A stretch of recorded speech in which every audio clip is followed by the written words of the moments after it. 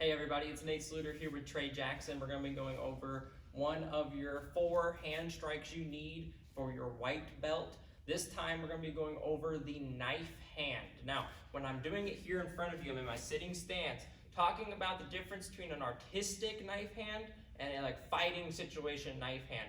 Artistically, what we want is a full chamber. Whatever arm you're going to be striking with goes on top, not on bottom. So it goes around my neck, hand open, kind of like I'm trying to cover my ear. I'm going to take the other hand, goes into my armpit, trying to get that alligator mouth like we talk about all the time as best we can. Full chamber. That top hand starts to swing out, and that bottom arm comes to my hip. And you're going to use that motion to generate as much power as you can out of it. Like I was telling you all in the punches, full, kind of like you're starting a lawnmower, right? We're going to use that turning motion with that other arm, that pulling motion with this bottom arm to generate the power for that top arm swinging out, striking, hitting again, very small piece of the hand here. We don't want to hit with the fingers.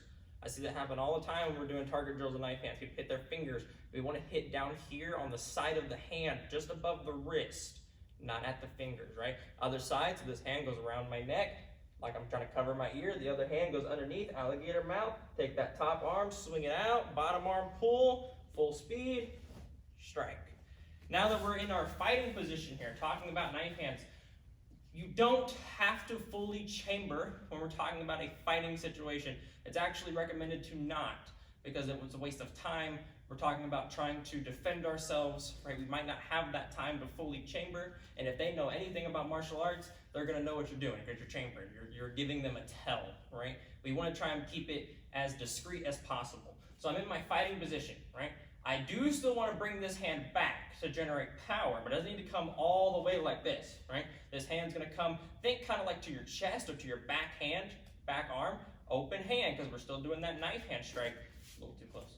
Still doing that knife hand strike, right? I'm going to use my full body, hips, shoulders, everything to generate as much power through this knife hand as possible, right? So I'm here, going to take that front hand, bring it back, slow motion, swing, strike, full speed, striking through.